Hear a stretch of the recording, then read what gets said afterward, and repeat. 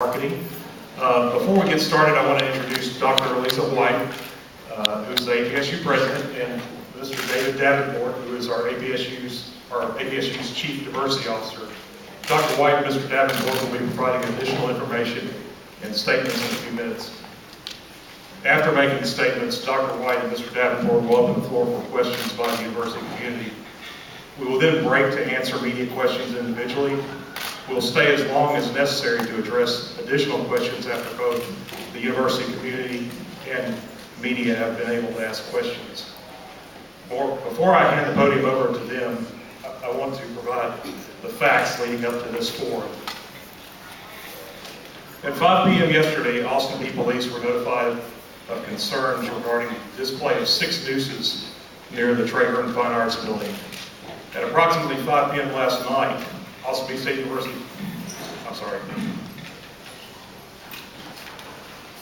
At approximately 5 p.m. last night, Austin Peay State University Police Department was made aware that there were 5 nooses hanging from a tree outside the Trahern Fine Arts Building. There was no context or explanation of the art display.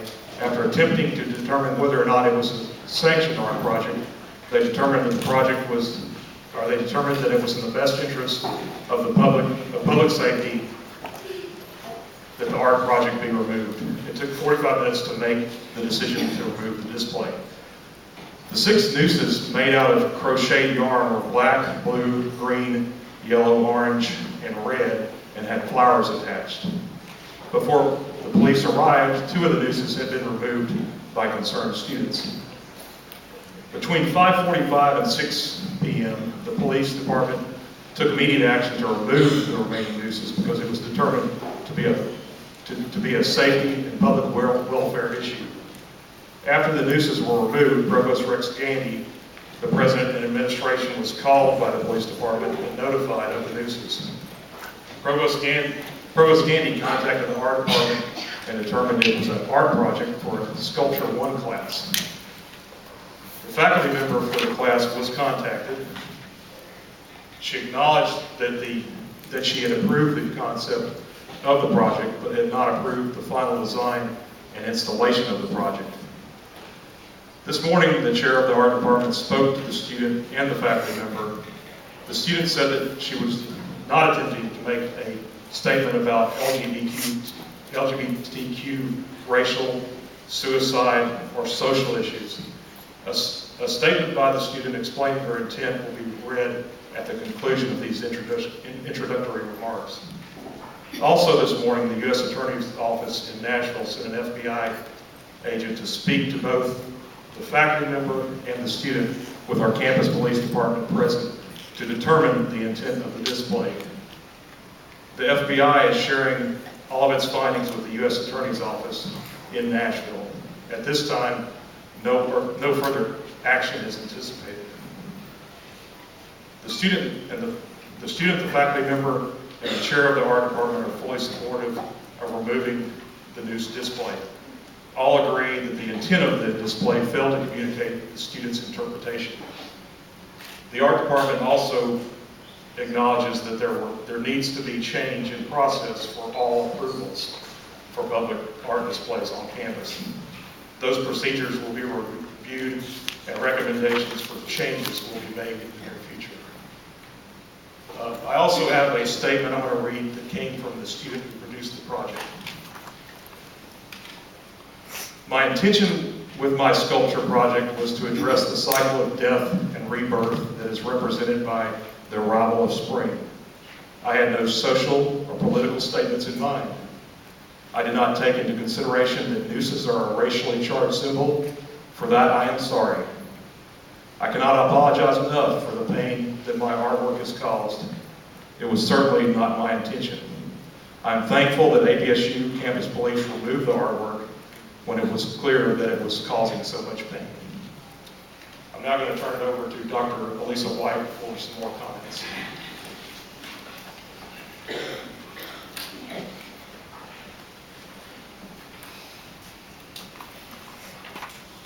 Thank you for being here today.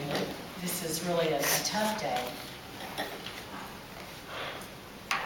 I live just about 3 houses down, stone throw away. And this display was put up at really just the other side of my backyard. I did not see it. I was in meetings and then had an event last night, but Provost Gandy sent me a picture of it that he had gotten from the police. And frankly, I was shocked, and I was saddened, and I was heartsick, just literally sick to my stomach. And very concerned about the meaning and the message that could be behind it, not knowing anything more than just what the visual appeared to depict in the photo.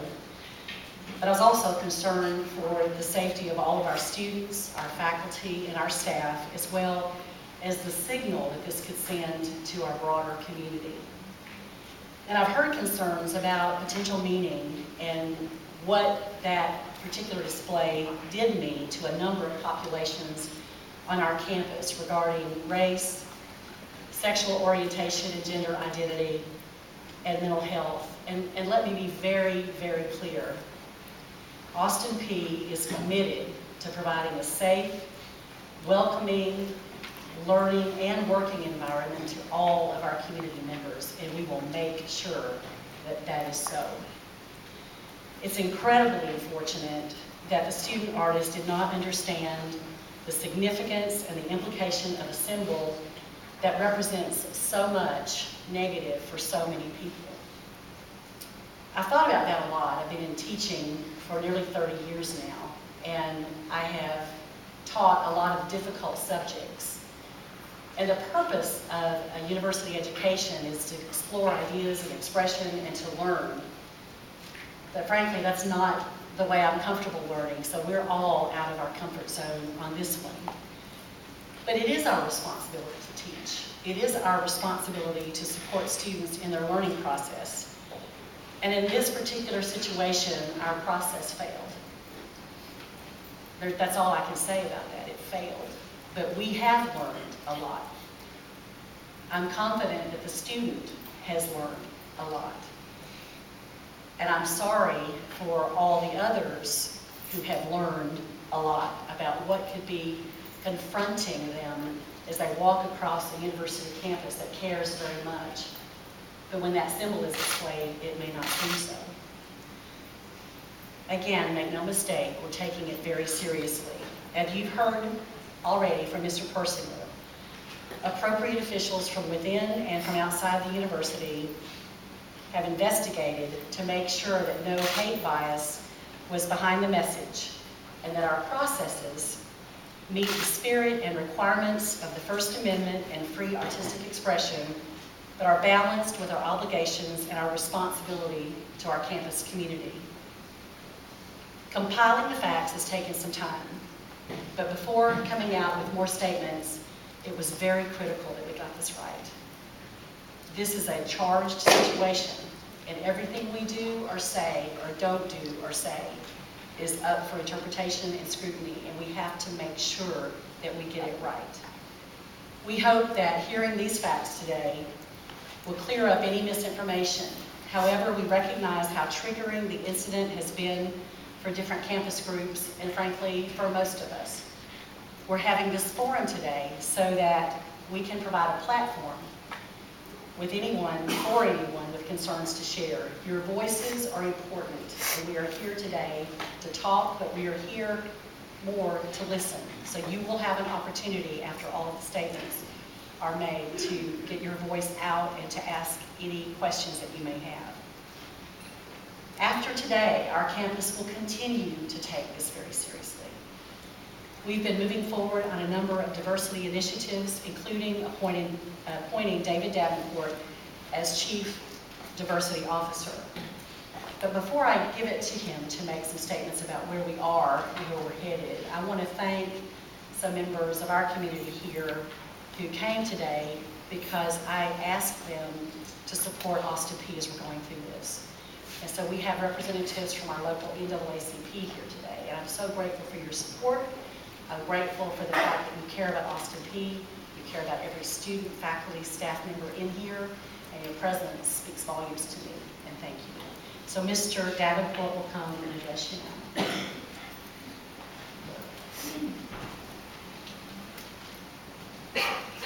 Good afternoon.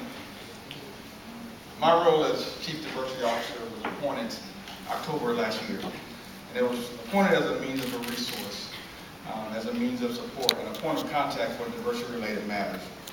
But it speaks to Dr. White and the university's commitment to providing a culture of inclusivity here on campus. My role for the past 6 months is in the beginning stages of working on matters of diversity that we're addressing with the Diversity Council, providing climate assessment surveys, and working in smaller groups to address the needs of the diversity communities, all of them.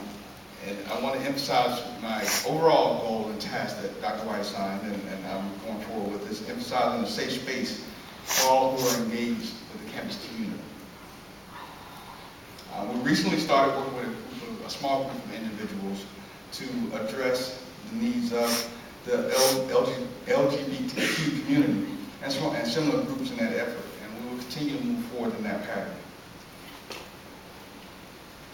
If you have anything that I can help you with after this, my contact information is in University Recreation, but we will establish and are establishing a website so I can be a more visible point of contact for you to address these matters and diversity matters. That's all I got.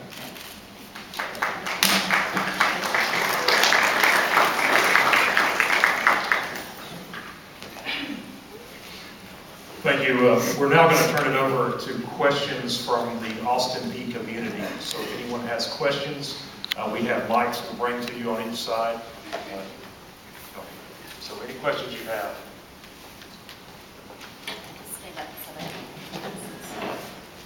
You raise your hand, we'll bring you a microphone.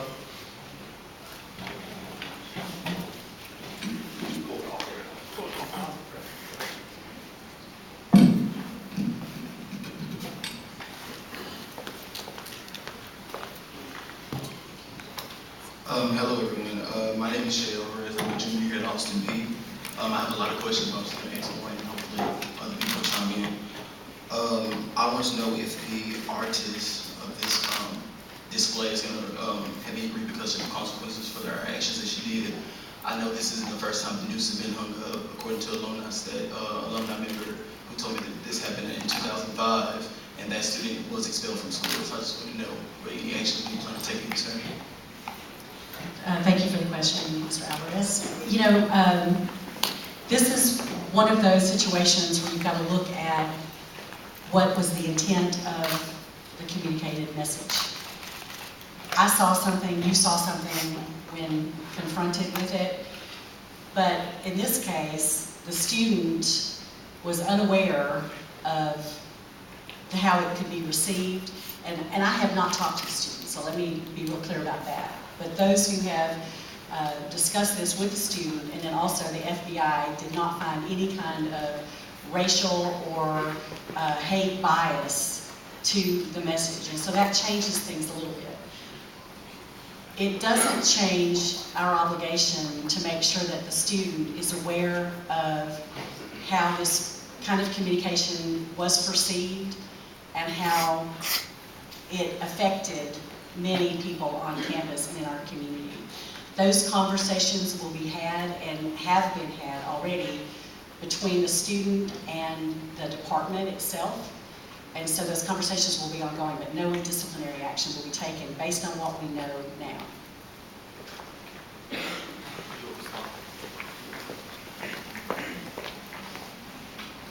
Thank you for the President White, but I do have a few concerns. I feel that this student can really, say or manipulate whatever her intent was, because I don't think it was just about intent, I think it was more about perception as well. I highly doubt that anybody in the room thought that that display was the cycle of death and rebirth. I honestly highly doubt that. My thing is that with what was done, I mean, again, like, I'm sorry, but when you have a display like that, which you can't just be completely unaware, especially just being here in the South, you can't be completely unaware that may cause controversy. And even the email the campus police sent out earlier that says the student was and I quote, the student was sincerely concerned about the perception and the reaction to this display, and the professor apparently did not know anything about it. If she was so concerned, why did she not ask somebody, was this an okay thing? Why was there no, if it's me personally, if I'm concerned about anything, whether it's homework assignment or anything, I'm gonna go ask, I'm gonna try to figure out if this is okay to do. I don't feel like this was done. I just feel like that's really an excuse for her to get off the hook. I do receive your words. I will tell you that the people who are investigating are the FBI, and they have more experience than I do. But I think I understand your opinion. My name is Ruben Harris. My main concern is, will there be any programs or any initiatives that the university can offer us to make sure that members of different communities can be culturally aware to different symbolism or different things that may be offensive to other groups that we may not be a part of, because we don't necessarily have things on campus that offer us to be culturally aware about other people besides, diversity courses or African American studies courses. But a lot of those courses aren't required. So is there any way that we can provide an initiative for students and for faculty to be more culturally aware so we can prevent a situation like this from happening again and escalating to the point that it has? The easy answer to that is yes. From a strategic planning standpoint, we are working on diversity initiatives to address those issues, including starting with APSU methodology. Speaking to a colleague this morning about the standards that should happen in professional classes, professional settings for classes, and addressing the needs. And the diversity committee is adamant and working pretty hard with addressing those needs. So the answer to your question is yes, we are addressing those, and we don't want this to happen again. And we're going to do everything we can within our control to see that it doesn't happen. Hi, I'm Professor Kenisha Burke, and I just wanted to, I agree here with what Ruben said, but I think that also this needs to become a teachable moment. We need to take this time and recognize that there are things happening in the world that, will affect us on this campus. This is not the first racial incident, that has happened in Clarksville. We had cross burning recently as well. So, even considering the context, there is a concern here that our students are not aware of the historical ramifications of certain symbols. And so there needs to be something done so that knowledge is impressed upon the students. And I also think that as students, and I'm talking out to all of the students out here, as you sit here and you are concerned, we are on a university, on a college campus. It is your job, it is my charge to you that you decide what you want to do to make change, okay? Because as a faculty member, I'm going to be here, I'm going to teach classes, and I'll teach the same information over and over and over again. But you are going to go out into the world and make an impact on this society. So what do you want to do, and what are you going to do to make sure that these issues are recognized on this campus?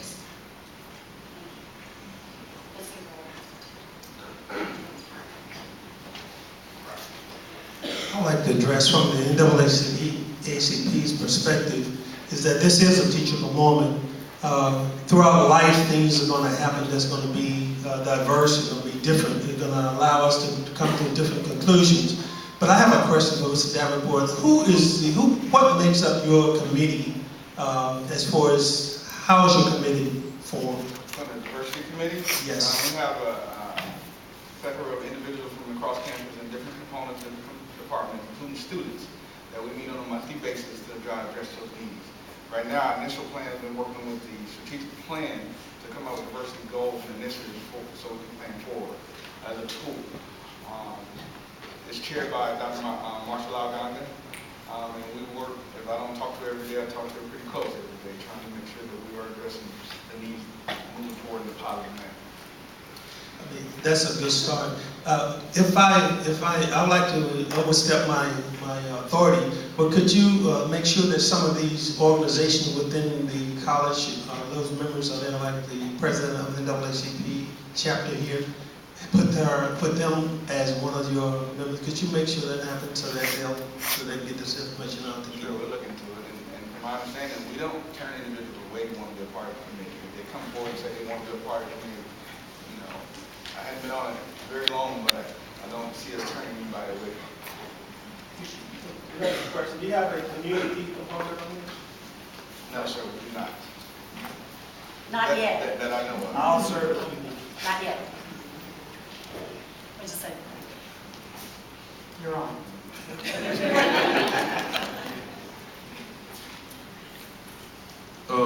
My next question, or just my next concern that I want everyone just to be aware of, how do we as a university, how do we bounce back from this situation? Because this situation, it brings negative publicity to our school as a whole, and we've had a lot of campus tours within the past few weeks. And if I was a parent and I would have been touring this campus with my child and I saw those nooses, I would not feel comfortable sending my child to this university. And I would defame the name of Austin Peay State University to everyone I knew and say, you should feel safe sending your child here because they have nooses hanging from a tree on their campus. So how do we as a university as a whole keep our name to what it is? Because this is a great school and a lot of us are satisfied with the choice that we made to attend this university, but this is not good publicity at all for our school. I need to hire him. Because you're exactly right. You're exactly right. And frankly, it's not just a campus tour with a family coming through, but as we're recruiting faculty, as we're trying to hire staff, if you're recruiting a president, that's not what I want to see when I come on campus. That display is not who we are. And so I think the answer to your question, and it's a really good one, is what now? Because it's, you know, I would love to say that we are never going to have anything that would ever be controversial happen on this campus again. And if it's within my power, it won't happen. Now, realistically, that's not our world. So the measure of the university is how we respond to it.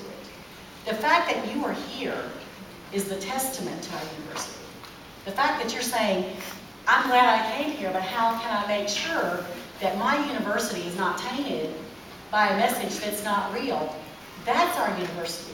The fact that our faculty are saying, you're the ones who can change the world when you leave here, that's our university. The fact that we have community members willing to give their time to support us, that's our university. And so as long as we are talking longer and louder and putting actions behind our words, we define the message, and that's what we will be doing. So that's the long answer. The short answer is we have to respond very swiftly. And then also, to your other point, this whole issue of symbols is difficult. I'm 57 years old. I've heard and seen, and things that are really clear to me are not always clear to somebody else who was reared in a different way or in a different generation or in a different culture. But again, it's our responsibility to make sure that we understand what those symbols mean and what is the history behind them. And in some cases, there is no way to redeem a symbol. That symbol can never be redeemed. The swastika can never be redeemed. You can't ever make it better or a good meaning to it. And so part of our work will be to having those conversations on campus, making sure that we keep talking and listening, and then it's up to the faculty to decide if there's something they want to do in the curriculum. If it's not within the curriculum, then Mr. Davenport will lead the efforts across campus to provide training to as many groups as we can. And I would like for Mr. Davenport also to mention real quickly the Safe Zone training that's going on as you would have it yesterday and today. Just explain that. I will, and I want to respond as well. First and foremost, I think I need your help. We need your help to get that positive message out. You're the voice for us. Obviously, you've been able to speak up. And so if now we have a chief diversity officer appointed, be okay coming and talk to me and tell me what the issue is, because I don't see it all. I do know a lot of folks on campus, I know a lot of people in the community, but if you don't bring it to my attention, I need help. I'm telling you, I need your help. So I need you to help put that message out for me. As far as the current training, we started an initiative to have safe zone training. We started it yesterday with representatives from Tennessee Board of Regents and Kennesaw State College out of Georgia to come up and speak to the trainers, so we can spread the word to the chairs and to the department deans, and to the student leaders, so we can get that message across from addressing that diverse group intentionally. But we want to address all groups. We want to address every group we can. There's a lot of groups. Diversity is just not a black and white issue. Unfortunately, people think that's the answer. It's not just one or two or three different groups. As I put my list together of different groups we have to attract, I'm at 25 already, and I'm still going. So it's not just a black and white issue. I'm looking at you intentionally. I need your help. And instead of talking to me on a controversial basis, come talk to me and say, hey, this is what we got. Help me. And help me understand from your perspective. Your solid voice won't help me at all.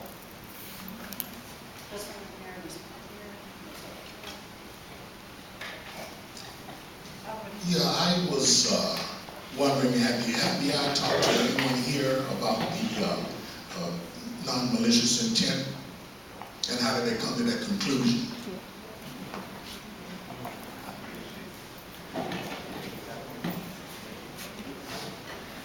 I have no idea. I don't know that. I do know that the information that they got, they sent to the United States Attorney's Office. So it would be reviewed. I have to think about which attorney it was, but I really don't. So the question was, how do we know if the student intended that? Who did the FBI talk to? Oh, I'm sorry. So how do we find that out?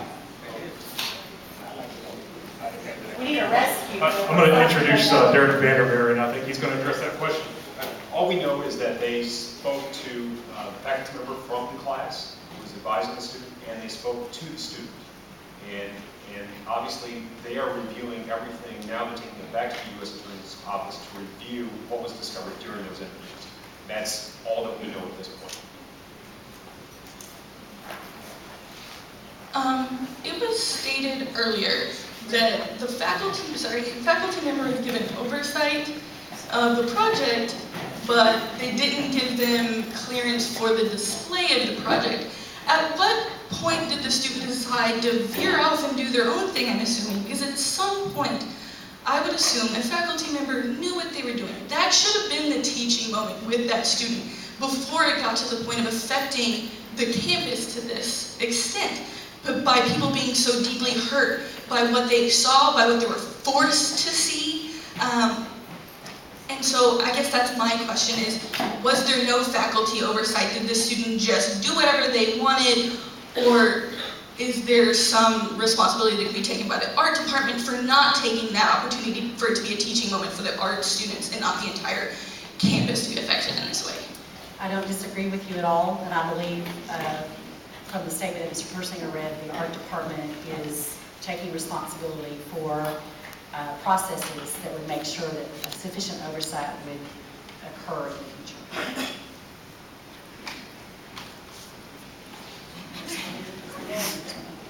Sorry. So about the safe spaces or the safe zone, I know different universities across the country interpret and define safe zones in different ways, and I just would like to request more elaboration on what APSU's interpretation and intended implementation. The intent right now is to address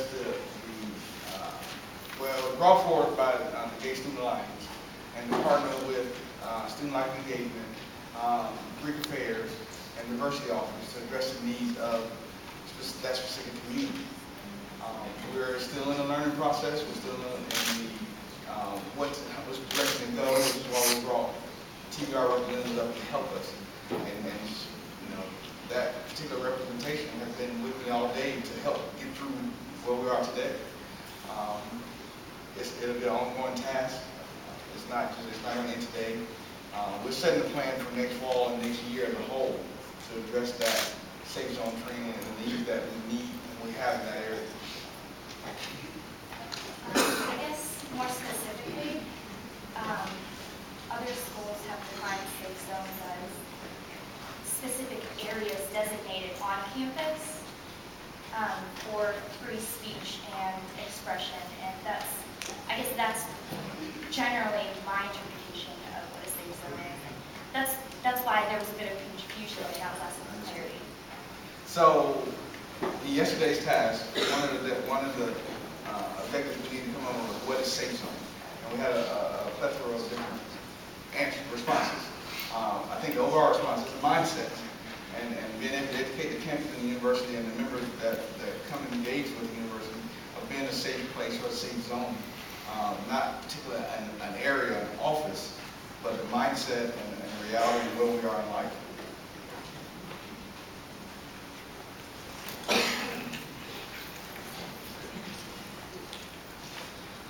There was a video released earlier by the Allstate showing when the student was setting up for to hang the display.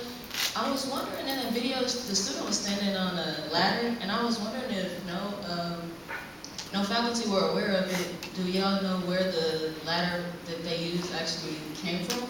If no one knew what she was doing, I was just wondering how she was able to attain the ladder. Yeah, we don't have the information regarding a ladder on anything.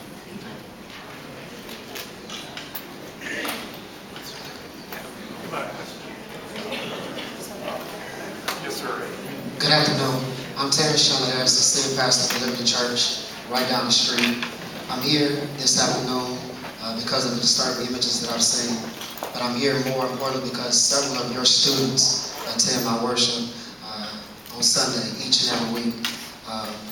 I've seen the posts like that on social media. They directly messaged me, expressed their disdain and disgust with this. And I'm hearing all this is being said here, and you're inviting people to come and to help and to participate. But it's quite difficult to get someone to participate when they feel like they're not protected, right? There's students here who are not hurting by physical wounds, but they're hurting by the biggest wound, which is memory. You see that noose, it reminds you of things. Now in the legal field, there are different levels of punishment that judges and officers put on people to determine, depending on what the case is. But when somebody does something that's wrong, hurts them, there is something that must be done. Now, manslaughter is not the same as first-degree murder. Some would suggest that it's because of intent or a particular situation. But when you do something wrong, there's a punishment that's supposed to be attached with it. You don't just sweep it under the rug. Because the reality is that unintentional afflicted wounds still hurt. Even if I intend to hurt somebody, if I hurt somebody, it still hurts. And the memory of that wound can be permanent forever. And in this room right now, you have open wound, hurting people. And to tell them, oh, nothing has been done, someone didn't know what they were doing, it doesn't take away the hurt that they're experiencing. So now after this press conference, y'all will go back into your buildings and y'all will talk and things will be cool, but your same hurt students are going to come to my congregation trying to find hope, want to know where's God in all of this. When I'm not in the streets, I'm not in the club, I'm not doing anything wrong, I'm in school trying to do the right thing, trying to get education. And the place we're supposed to be solace and protection is the place where I feel like I'm being preyed upon. So what type of image do you think that gives to Austin Peay? When it's not a place of protection, it's not a place where you're covered, it's a place where predators can go free.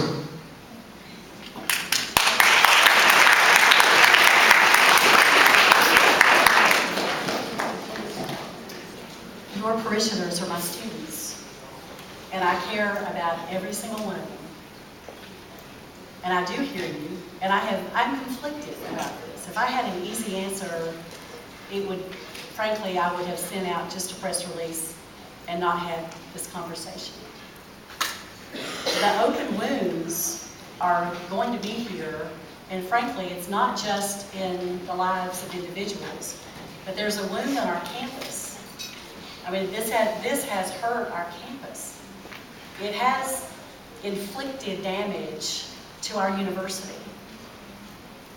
The university will survive. It's much more important that the people survive. So the first thing I want to address is the belief or the feeling, and I'm speaking to the students primarily, but to our whole campus community and our stakeholders. Thank you for caring for our students. I'm glad that they can go to you and ask for help. If they just had school, it'd be a much tougher place. But this will not be swept under the rug. That is why we are here. If we find additional information that means that something else was going on, that will be addressed. The challenge we have is the level of, it's not always the level of hurt commensurate with the level of the action. If I have hurt people and I have suffered hurt through action that was irresponsible, but it did not rise to a level that it would overweigh the First Amendment. And so we're also having to look at what constitutional rights are present. I'm not an expert particularly, but I have taught in that area and followed it, and I am concerned about it. I do pledge that as we move forward and we go back to our offices, we will not forget what you said. And I know you want me to act by taking some severe action against that student. And it would make it easier, frankly, if we did. But I don't think it's the right thing to do. And I have to be responsible for that as well. Not severe, in action in general, more than talking. I believe there will be more than talking. I believe there will be more than talking. But I would not say that that's disciplinary. It goes back to the teaching aspect. Can we get through this and be better? Can that student have a different worldview after this? Can all of the students who are wounded, and the faculty who were wounded, and the staff who were wounded, can all of us get through this as better people? Thinking more deeply about what we say before we say it.